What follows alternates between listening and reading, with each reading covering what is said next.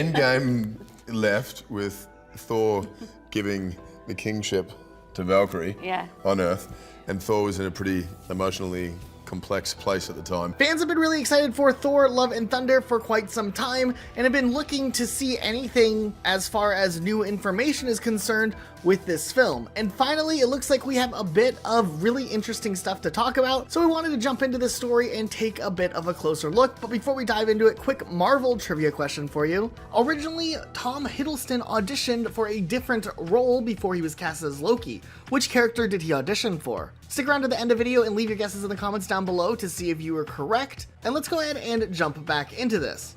One thing that's really interesting is that during this interview, they really go in depth on where a lot of the characters are emotionally, mentally, and physically in the Marvel Cinematic Universe. Something we haven't seen from a lot of these characters in quite some time. She's also, Spoiler. she's got all the responsibilities of basically running a town and looking after her people, and where we find her is also missing the battlefield, because she spent her entire life as a career soldier and part of the Valkyrie, and now she's kind of got an admin job where she's like just doing a lot of meetings and a lot of bureaucracy, which is not really not her favorite.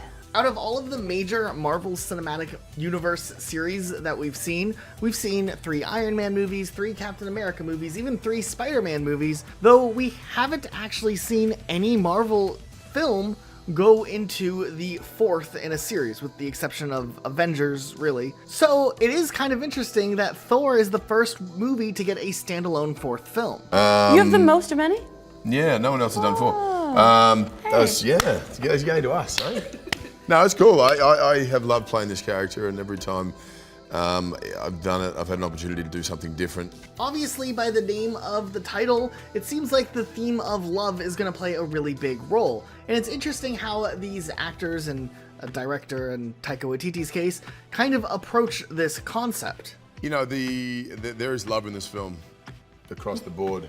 Everyone has a little awakening in one way or another, some shape or form. Now, this film will also feature Gorr the Butcher, who's played by Christian Bale. And this is the first time we've ever gotten a first look as to what we can maybe expect from this character. Your trauma is the thing both that makes you a superhero and a villain, right? It's just in the case of a villain, it's unchecked, that your source of pain is what manifests into your villainry.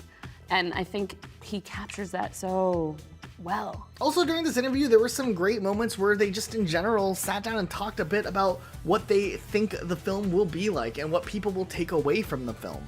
The first film I saw, which was Boy, there's a wonderful amount of fun and adventure and humor, but heart at the center of it, and love, and this is what this film embodies, and I think all of his films have Ultimately, there's a lot in store for this film, and I think there's a lot that fans will be really looking forward to by the time that this film hits theaters.